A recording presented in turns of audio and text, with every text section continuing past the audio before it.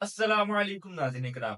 नाज़रीन इकराम, क्या वाक़ई बाला ख़ातून मर चुकी हैं? क्या वाक़ई उनका किरदार इस सीरीज़ से ख़त्म हो चुका है? जैसा कि ट्रेलर में हमें चीज़ देखने को मिलती है कि बाला ख़ातून जो है वो आग में जल के मर चुकी है, लेकिन हम इस बात का यकीन नहीं थे कर रहे। लेकिन आज के एपिसोड के देखने के बाद क्या वाक़ई बाला ख़ातून मर चुकी हैं? जैसा कि जो अंगूठियाँ बाला ख़ातून ने अपने हाथों में पहनी हुई होती थी, वो ये अंगूठियाँ हमें उस ख़ातून के हाथ में देखने को मिलती हैं जब उस्मान बे आके उसको उठाया, यानी देखते हैं कि ये सारी की सारी लाश जली हुई है और हमें यही चीज़ लग रही है कि जो लाश है वो बाला खातून की है, एपिसोड देखने के बाद। लेकिन नाज़रीन अब हमें इसमें कुछ शुबहात लग रहे हैं कि बाला खातून ये नहीं हो सकती। इसकी हम तफ़सील से बात करेंगे। लेकिन अभी हम बात करते हैं एपिसोड के बारे में कि आज का एपिसोड कैसा था। आज का नाज़रीन एपिसोड बहुत ही ज़्यादा मज़े वाला था। जैसा कि इस एपिसोड के अंदर हमें बहुत सी लड़ाई भी देखने को मिलती है और साथ में जो सोत होता है उसको उस्मान बे मंगोलों से वापस हासिल कर लेते हैं। सबसे पहले हम बात करेंगे, जैसा कि जो कमांडर लूकस था, उस्मान बे ने उसको मौत के घाट उतार दिया था। और सबसे बड़ी चीज़ ये थी कि उस्मान बे मूसा से कैसे निकलेंगे? वहाँ पर मंगोलों और बाज़ंतरी सिपाहियों की इतनी ज़्यादा मौजूदगी में उस्मान बे कैसे वहाँ से निकलने में कामयाब हो जाएँगे? ये चीज़ हमें देखने को मिलती है कि उस्मान बे अपने बेटों और अपने सिपाहियों के साथ वहाँ पर लड़ते हुए दिखाई देते हैं मैदान के अंदर, जहाँ पर वो सबको शिकस्त दे देते हैं। लेकिन जब उलग़ाए खान अपने स मंगोलों और अल्बाई में सिपाहियों के साथ मैदान की तरफ आने लगता है ताकि हम उस्मान को यहीं पर मार के उसका काम तमाम कर सकें, वहीं पर उस्मान बे का मंसूबा शुरू होता है। वहाँ पर वो वही तरीका आज़माते हैं जो इससे पहले भी वो कई दफ़ा आज़मा चुके हैं जब उन्होंने कई जगह से निकलना हो। वहाँ पर वो धुआँ कर देते हैं, यानी वो एक चीज़ फेंकते हैं जिससे धुआँ हो जाता है पूरे मैदान के अंदर, किसी को कुछ नज़र नहीं आता और उसकी चक्कर में उस्मान भी अपने सिपाहियों और बेटों के साथ वहाँ से निकल जाते हैं। लेकिन हमें ये चीज़ हम तवक्को कर रहे थे इस एपिसोड के अंदर के, जिस तरह हमें बूरसा में एंट्री तो नहीं दिखाई, किस तरह उस्मान बे अपने बेटों सिपाहियों के साथ बूरसा के अंदर दाखिल हुए थे। हो सकता है कि हमें जब ये वापस जाएँ वो दिखाया जाए, लेकिन इस दफ़ा भी हमें चीज़ देखने को नहीं मिली। बस हमें यही चीज़ देखने को मिलती है कि मैदान के अंदर जब धुआँ हो जाता है, उस्मान बे अपने बेटों के साथ वहाँ से निकल जाते हैं। इसके बाद नाज़रीन कराम वो जंगल के रास्ता ऐसे इख्तियार करते हैं ताकि उनके पीछे उनको पता था कि उलग़ाए खान और बाकी सारे अल्बाए और सोफिया अपने सिपाहियों को भेजेगी। इसलिए उन्होंने जो जंगल था उसका रास्ते का इंतखाब किया ताकि वो उनको वहाँ से ढूँढ ना सके, और यही चीज़ हमें देखने को मिलती है कि वो उनको ढूँढ नहीं पाते, उनका सुराग नहीं लगा पाते और उस्मान बे सही सलामत अपने कबीले के अंदर, जो खुफिया कबीला होता है, वहाँ पर आ जाते हैं। इसके बाद जैसा कि उस्मान बे ने पहले ही बात की थी कि अब हमें दोबारा इनके ऊपर हमला करने की ज़रूरत है, यानी हम सोत को हासिल करेंगे। और सबसे बड़ी जो था उनके लिए मुश्किल ही ये थी कि वो सोत के अंदर दाखिल कैसे होंगे? जैसा कि सोत को मुकम्मल तौर पर मंगोलों ने घेर लिया हुआ था और उस्मान बे, जैसा कि जब इन्होंने सोत को हासिल किया था, अर्तुगरुल बे ने इसके अलावा भी मंगोलों से बचाने की जितनी भी सुरंगें थी, वहाँ पर सोत के रास्ते में जो जाती थी सोत के अंदर, वो सारी की सारी तबाह व बर्बाद कर दी थी उस्मान बे ने, बुरहान बे के मदद के ज़रिए इस तमाम की तमाम सुरंगों को तबाह व बर्बाद कर दिया था। लेकिन अब उन्हीं सुरंगों की वजह से ही उस्मान बे दोबारा सोत के अंदर जाना चाह रहे थे। और ये चीज़ हमें देखने को मिलती है कि वो दोबारा जो छोटी सुरंग होती है सोत के में जाने के लिए, उसी को खोदते हैं ताकि उसके अंदर से वो सोत में जा सके। लेकिन ये बात उस्मान बे जानते थे, अगर हमने सीधा-सीधा हमला किया तो ये बात उलतगय खान तक अगर पहुँच जाएगी और वो हमारे ऊपर हमला कर सकता है और हम सोत के पे जो हमारा मंसूबा था वो नाकाम हो सकता है। इसके चलते वो एक मंसूबा बनाते हैं अपने बेटों के साथ मिलकर, अलाउद्दीन और उल्हान बे। जे जो वो दोनों जाकर जो काई कबीले का इर्द-गिर्द छोटे उन्होंने अपने करारगाह बनाई होती है मंगोलों की, वहाँ पर हमला करवाते हैं। ताकि उनको ये लगे कि अब उस्मान बे जो है काई कबीले के ऊपर हमला करने वाले हैं ताकि अपने काई कबीले को आज़ाद करवा सके। और यही चीज़ जो होता है जट का भाई आल्तोगान, वो जाकर उसको बताता है कि इस तरह उन्होंने हमारी करारगाह में हमला कर दिया, अब वो काई कबीले के ऊपर हमला करना चाह रहे हैं। लेकिन ये सारे का सारा मंसूबा जो होता है, उलग़ाए खान वो समझ जाता है कि ऐसा नहीं है, उस्मान बहुत ही ज़हीन है। अगर उसने कबीले के ऊपर हमला करना होता तो वो सीधा आकर ऐसे हमला ना करता कि हमें पता चल जाए। तो वो उसको पता चल जाता है कि सोत के ऊपर ही उसने हमला करना है। लेकिन उस वक़्त बहुत देर हो चुकी होती है क्योंकि उस्मान बे सुरंग के रास्ते से जो होते हैं सोत के अंदर चले जाते हैं।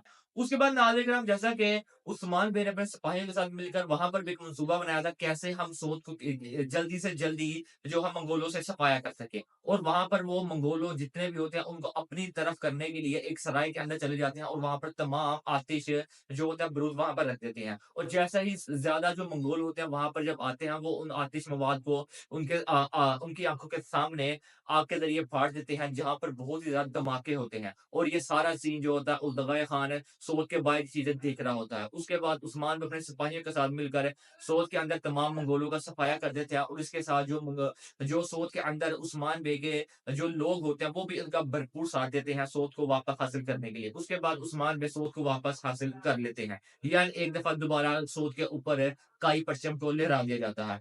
इसके बाद नाज़िर अब हम बात करते हैं जो मेन चीज़ थी बाला खातून के बारे में।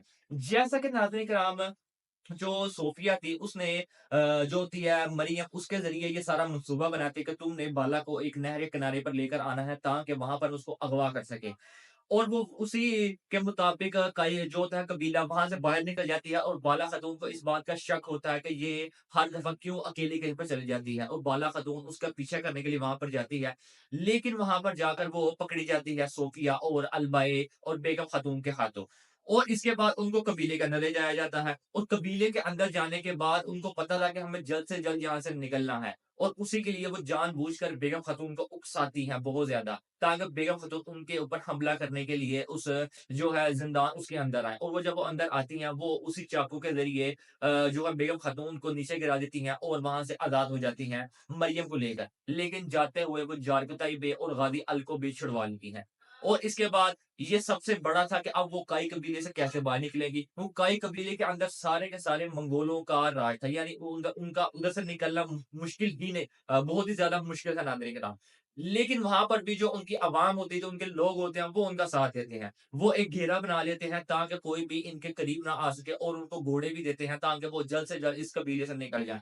और ऐसा ही होता है बाला खातून मरियम गाज़ी और चागताई घोड़ों पर बैठकर वहाँ से कबीले से अंदर से निकल जाते हैं। लेकिन उसके पीछे बेगम खातून सूफिया अपने सिपाहियों के साथ उनके ताक़ब में निकल जाती है।